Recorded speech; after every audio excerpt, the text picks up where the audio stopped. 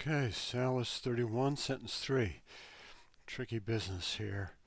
Ad hoc. In addition to this, kind of a throwaway there. Mulieres. The women, of course, familiar with this word from Spanish, mujer. The women. So that's going to be your subject. Big S there. And there's no verb. Okay?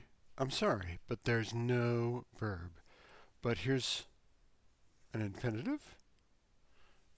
Here's an infinitive. Tendere. Here's an infinitive. Miserari. 4. Rogare. 5. Pavere. And 6. Defeatere. So, I should correct what I said. There's no finite verbs. So no verbs that have a person and number, but this is the subject of all these infinitives. The women lament, they stretch their hands, they pity the children, they keep asking questions, they quake at everything, and they lose confidence in themselves and their fatherland. Let's fill in the rest. The women, let's see, upon whom, okay, this is tricky. So here's your verb here. But this is inside of a bracketed relative pronoun clause. There's your relative pronoun there, referring back to the mujeres. So let's get the subject for this. Timor.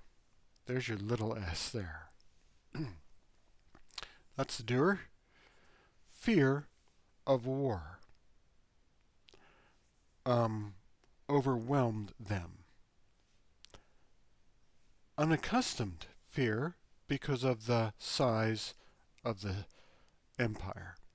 This is really dense. What he's saying is because the empire had become so powerful, they really weren't used to war happening within the walls of Rome. So, tough sentence. So what do? In afflictare se.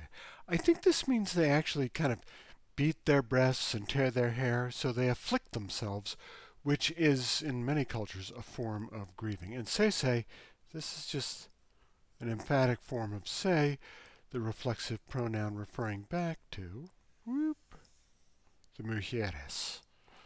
All right? They stretch their hands. Here's your do here. Right? They stretch their hands in supplication to the sky. All right, it said pleading, I think, in the note there. They pity, that's a deponent verb, miseror, miserari. They pity the small children. Oh my God. That's the whole pageant. Rogitare. They ask questions over and over again. Omnia poere. They quake at everything. They defeatere. They distrust in themselves and their motherland. Now, here is a beautiful little ablative absolute here.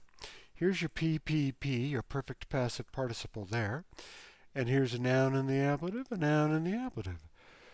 What with their pride and their luxuries having been lost, they lose faith in their fatherland and in themselves.